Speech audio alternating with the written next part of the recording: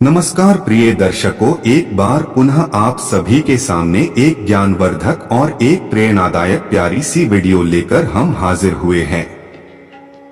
चाहे मर जाना मगर यह 3 बातें स्त्रियों को कभी मत बताना। मित्रों, आज की वीडियो बड़ी ही ज्ञानवर्धक और बहुत ही रोचक है। आज की वीडियो का मकसद है कि कभी भी इन 3 बातों को स्त्रियों को या अपनी पत्नियों को कभी नहीं बतानी चाहिए। जो भी पुरुष ये 3 बातें स्त्रियों को बता देता है तो वह पुरुष सदा के लिए ही करीब रहता है और हमेशा दुखी रहता है। तो प्रिय दर्शकों, वह कौन सी 3 बातें हैं जो पुरुषों को मरते दम तक अपनी पत्नी या स्त्री को नहीं बताना चाहिए? मेरे प्रिय दर्शकों, ये 3 बातें हम आपको एक छोटी सी कहानी के माध्यम से बताने जा रहे हैं। प्रिय दर्शकों, आज की हमारी ये कहानी बहुत ही ज्ञानवर्धक और बहुत ही प्रेरणादायक है। इसलिए आप सभी दर्शकों से आग्रह करते हैं कि आज के इस ज्ञानवर्धक कहानी को, ज्ञानवर्धक प्रसंग को अपने मित्र बंधु तक अवश्य शेयर कीजिएगा ताकि उन्हें इस ज्ञानवर्धक कहानी का लाभ प्राप्त हो सके। प्रिय दर्शकों, अगर आपने अभी तक हमारे इस चैनल को सब्सक्राइब नहीं किए हैं तो सब्सक्राइब जरूर कर ले। तो ज्यादा समय बर्बाद ना करते हुए आज के इस प्रस्तुति को शुरू करते हैं। चाहे मर जाना मगर यह 3 बातों को भूल कर भी मत बताना। प्रिय बंधुओं, प्राचीन समय की बात है। एक नगर में एक राम गोपाल नाम का एक व्यक्ति रहा करता था। राम गोपाल मन से बहुत ही भोला था और बहुत ही सीधा साधा था। मित्रों, उसने अपने जीवन में कभी किसी प्रकार का कोई पाप नहीं किया था और राम गोपाल की जो पत्नी थी थोड़ी भुलक्कड़ स्वभाव की थी और राम गोपाल के छोटे छोटे बच्चे भी थे। प्रिय बंधुओं, राम गोपाल अपनी पत्नी से किसी भी प्रकार की किसी भी बात को नहीं छुपाता था और राम गोपाल अपने घर में अकेले ही काम करने वाला था। जिस नगर में राम गोपाल रहा करता था उस नगर में सबसे गरीब केवल राम गोपाल ही था। उसके अलावा नगर में कोई भी गरीब नहीं था, तो हर कोई राम गोपाल की पत्नी और राम गोपाल का गरीब होने के कारण मजाक उड़ाया करते थे। प्रिय दर्शकों, राम गोपाल अपने गांव में जो बड़े बड़े सेठ थे उनके यहाँ नौकरी क्या करता था और उनकी गायों को चराया करता था, उनकी भैंस चराता था और इसी वजह से राम गोपाल का घर का चल रहा था। उनसे ही 2 टाइम की रोटी मिल रही थी। परंतु एक दिन की बात है कि किसी कारणवश राम गोपाल जिस सेठ के यहाँ काम किया करता था उस सेठ ने राम गोपाल को बुलाता है और राम गोपाल से कहता है कि राम गोपाल, अब तुम्हें कल से आने की कोई जरूरत नहीं है क्योंकि हमने तुम्हारे अलावा किसी दूसरे को काम पर रख लिया है। इसकी वजह से अब हम तुम्हें नहीं रख पाएंगे और तुम्हारी जो पिछले महीने की पगार है उसे ही तुम ले जा सकते हो और यहाँ से जा सकते हो। उसके बाद राम गोपाल सेठ से अपने पिछले महीने की पगार लेकर अपने घर आ जाता है। राम गोपाल बहुत ही दुखी होता है और फिर घर आकर राम गोपाल जैसे ही अपनी पत्नी को पैसे देता है तो राम गोपाल की पत्नी बहुत ही खुश होती है। परंतु उसके बाद राम गोपाल जब अपनी पत्नी को बताता है कि मेरी नौकरी छूट चुकी है, अब कल के बाद मैं कहीं नहीं जाऊंगा। उस दिन के बाद से राम गोपाल अपने घर में ही रहता था क्योंकि राम गोपाल के पास अब कोई भी काम नहीं था। प्रिय दर्शकों, उसके बाद देखते ही देखते कई दिन बीत गए परंतु राम गोपाल को कोई भी काम नहीं मिल रहा था और घर में रखे हुए जो पैसे थे जो उसे उसके सेठ ने दिए थे वो भी धीरे धीरे खर्च हो रहे थे। उसके बाद राम गोपाल इस बात को सोचने लगता है कि अब हमारे घर का खर्चा कैसे चलेगा। हमारे घर में कमाने वाला केवल मैं अकेला हूँ और मुझे कुछ ना कुछ तो करना ही होगा, वरना इस तरह तो हम भूखे मर जाएंगे। दोस्तों, इस प्रकार देखते ही देखते कई दिन बीत गए और फिर एक ऐसा समय आता है जब राम गोपाल के घर में खाने के लिए एक दाना भी नहीं बचता है। राम गोपाल बहुत ज्यादा उदास हो जाता है और फिर मन ही मन अपने आप को कोसने लगता है। और फिर एक दिन की रात को राम गोपाल को अपनी पत्नी और अपने बच्चों के साथ भूखा ही सोना पड़ता है। और फिर जैसे ही दूसरे दिन सवेरा हुआ तो राम गोपाल घर से थोड़ी दूर एक जंगल में जाता है। जंगल में लकड़ियां काटने के लिए जाता है। तो राम गोपाल जैसे ही जंगल में लकड़ियां काटने के लिए जाता है तो राम गोपाल को एक संत दिखाई देते हैं। जैसे ही राम गोपाल को वह संत दिखाई देते हैं तो वह राम गोपाल संत के नजदीक जाता है और फिर संत राम गोपाल को देखकर अपनी आंखें खोल लेते हैं। राम गोपाल उस विद्वान संत को प्रणाम करता है और प्रणाम करने के बाद उनके पैरों में गिर जाता है और कहता है कि हे पितामहे गुरुदेव, मेरे घर में खाने पीने के लिए दाना पानी नहीं है, मेरे बीवी और बच्चे भूखे मर रहे हैं। कृपया करें मुझे कोई ऐसा सुझाव दें जिसकी वजह से मेरा घर ठीक तरह से चल सके। प्रिय दर्शकों, इस प्रकार विनती करने के बाद वह संत राम गोपाल की ओर देखता है और वह संत राम गोपाल की ओर देखकर यह पता है कि वह बहुत ही सीधा है। उसने अपने जीवन में आज तक कोई पाप नहीं किया है।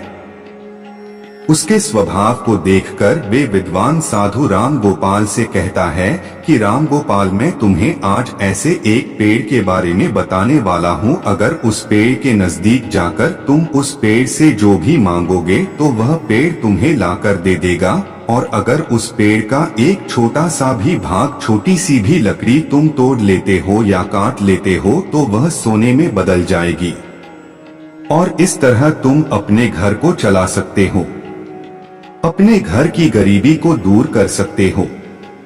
प्रिय दर्शकों, मगर संत राम गोपाल को यह बात भी कहते हैं कि अगर तुमने इस बात को अन्य किसी आदमी या किसी औरत को बताया तो उस दिन के बाद से तुम्हें वह किसी प्रकार की कोई वस्तु नहीं देगा और तुम्हें सब कुछ देना बंद कर देगा। दोस्तों, राम गोपाल तो सीधा साधा था और राम गोपाल उस संत के द्वारा बताए गए उस पेड़ के नजदीक जाता है और पेड़ के नजदीक जाकर राम गोपाल को सबसे पहले अपनी बीवी और अपने बच्चों की याद आ गई। और फिर राम गोपाल सबसे पहले उस पेड़ से, उस वृक्ष से एक बोरी चावल मांगता है। जैसे राम गोपाल वृक्ष से एक बोरी चावल मांगता है तो झट से ही न जाने कहां से एक बोरी चावल राम गोपाल के सामने आ जाते हैं।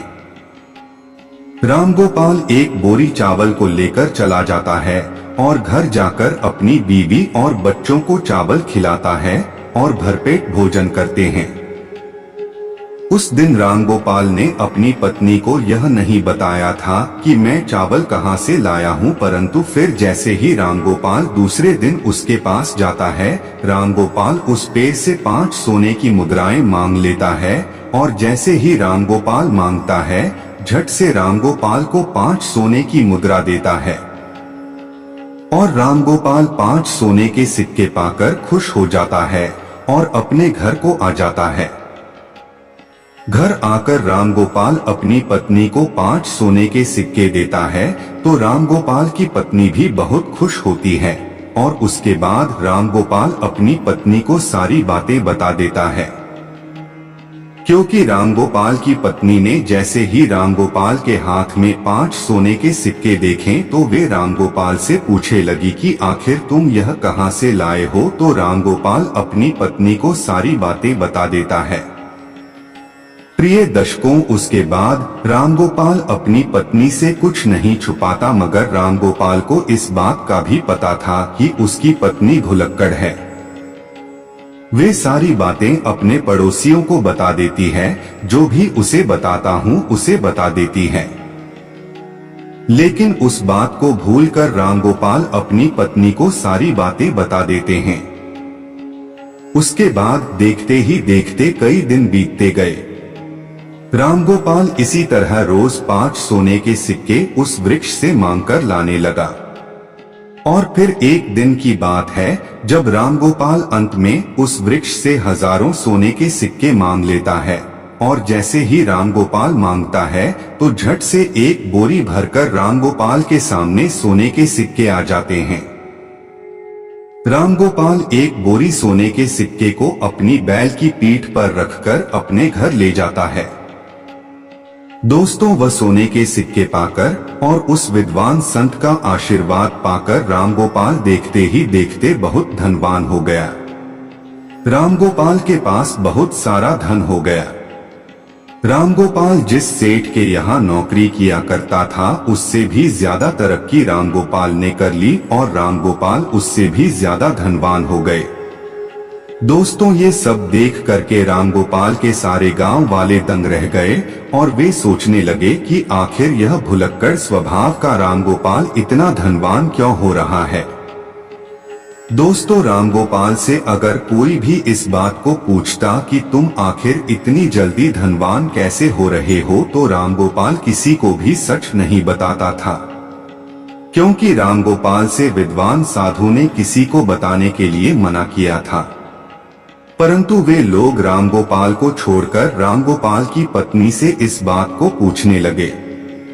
तो मित्रों, वो तो आपको पता ही है कि रामगोपाल की जो पत्नी है वे भूलकर स्वभाव की थी।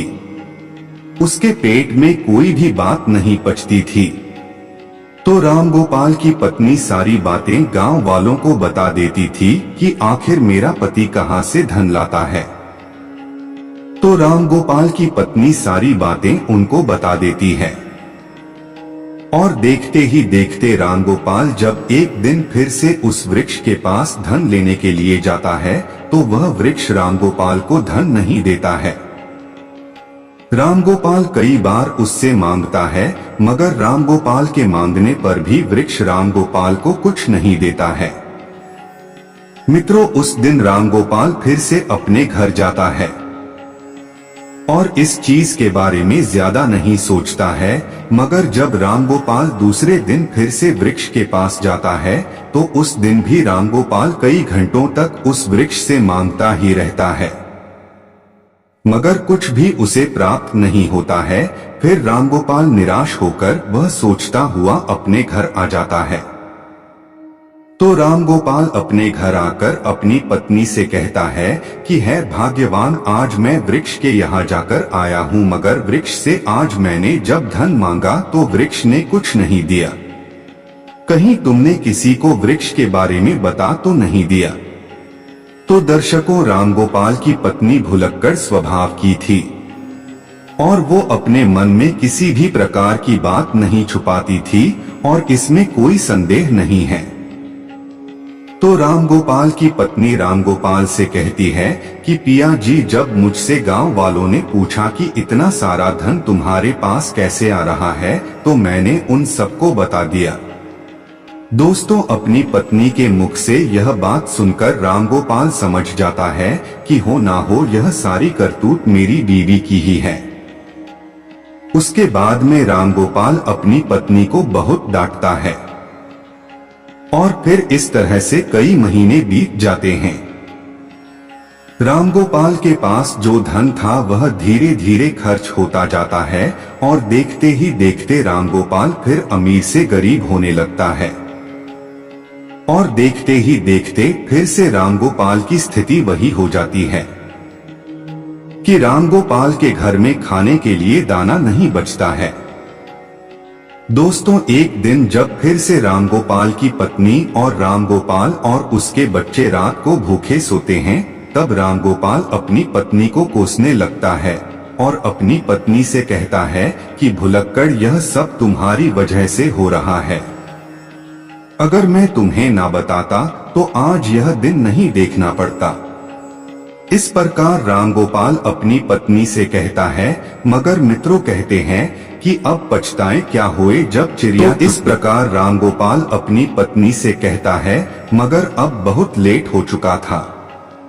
मित्रों, फिर एक दिन रामगोपाल उस संत को ढूंढने के लिए फिर से जंगल में जाता है, मगर रामगोपाल को वह संत विद्वान साधु उसे पूरे वन में पूरे जंगल में नहीं मिलता है। रामगोपाल को ढूंढते ढूंढते कई घंटे बीत जाते हैं और फिर कई घंटे बाद रामगोपाल को मिल जाते हैं। संत मिलते ही रामगोपाल उनके चरणों में गिरकर रोने लगता है, गिड़गिड़ाने लगता है और कहता है कि हे गुरुदेव, आखिर मुझसे ऐसी कौन सी भूल हो गई है जिसकी वजह से आप मुझसे रूठ गए हो। आप ही मेरे दाता हो, आप ही मेरे विधाता हो।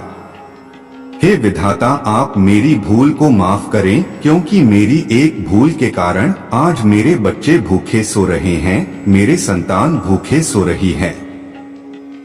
इसलिए हे भगवान, आप मेरी सहायता करें। मित्रों, उसके बाद वे विद्वान संत रामगोपाल से कहता है कि रामगोपाल, अगर ऐसी बात है तो मैं तुम्हें माफ करता हूँ, परंतु आज मैं तुम्हें एक बात बताने वाला हूँ, और मेरी बात यह है कि कभी भी जीवन में ये 3 बातें हर पुरुष को अपनी पत्नियों को, अपनी स्त्रियों को नहीं बतानी चाहिए। जो पुरुष इन बातों को बताता है वो पुरुष हमेशा जीवन में सदा के लिए दुखी रहता है, सदा के लिए जीवन में गरीब रहता है। दोस्तों, उसके बाद विद्वान संत कहते हैं कि रामगोपाल, अगर इन 3 बातों को तुम आज से ही अमल कर लोगे तो फिर से तुम्हारे अच्छे दिन आ जाएंगे। तुम्हारे पास ठीक उसी धन तरह आने लगेगा जिस तरह तुम्हारे पास पहले था। तो प्रिय दर्शकों, वह संत रामगोपाल को पहली बात बताने लगता है और कहता है कि सबसे पहली बात यह है कि कभी भी किसी पुरुष को अपनी पत्नी को अपनी कमाई का जरिया नहीं बताना चाहिए, क्योंकि अगर आप अपनी पत्नी को एक स्त्री को कमाई का जरिया बता देते हैं और अपनी कमाई के बारे में बता देते हैं तो मैं उस कमाए हुए धन को खर्च करने पर रोक लगा देती है, अर्थात उस धन को बिल्कुल भी खर्च नहीं करने देती, और साथ ही उसका माई के जरिए के बारे में पूरे गांव में ढिंढोरा पीट देती है और अपनी बड़ाई समझकर, अपनी तारीफ समझकर लोगों को बता देती, और जिसमें मानहानि एक पुरुष को ही होती है। दोस्तों, जिस प्रकार से रामगोपाल की पत्नी ने गांव के अन्य लोगों को कमाई का जरिया बताया था, ठीक उसी प्रकार किसी भी पुरुष को अपनी कमाई का जरिया और अपनी कमाई के बारे में कभी भी किसी स्त्री को, अपनी पत्नियों को नहीं बताना चाहिए।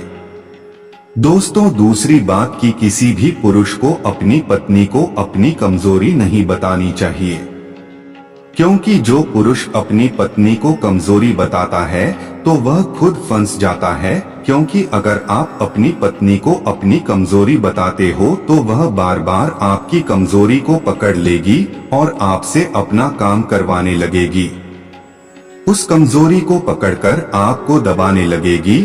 और अगर आप अपनी कमजोरी अपनी पत्नी को बता देते हैं तो आप अपने जीवन में हमेशा पछताते ही रहोगे।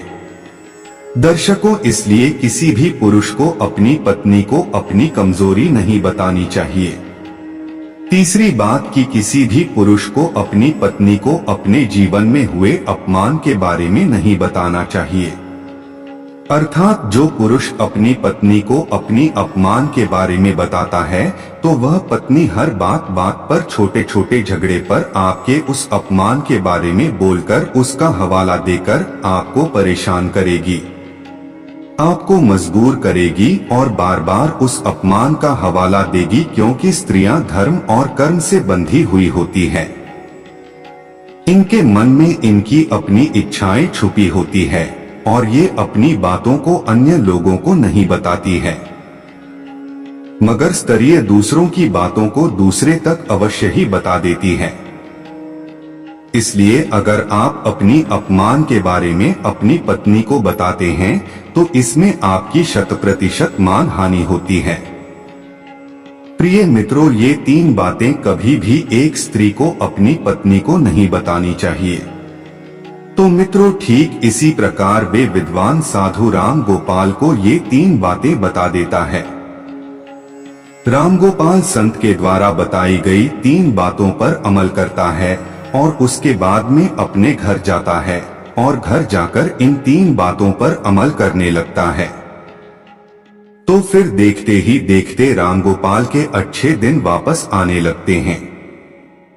मगर उसके बाद में रामगोपाल उस विद्वान संत के द्वारा वही 3 बातों पर अमल करने लगता है, और जब अपनी पत्नी को 3 बातें नहीं बताता है तो रामगोपाल फिर से रंग से राजा बन जाता है। तो दोस्तों इस प्रकार यह 3 बातों को अपनी पत्नी से नहीं बतानी चाहिए। दोस्तों यह कहानी आप सभी को कैसी लगी कमेंट बॉक्स में जरूर बताइएगा। अगर अच्छी लगी हो तो वीडियो को लाइक और शेयर कर दीजिएगा और कमेंट में जय श्री कृष्ण जरूर लिख दीजिएगा। प्रिय दर्शकों, वीडियो को अंत तक देखने के लिए आप सभी का धन्यवाद।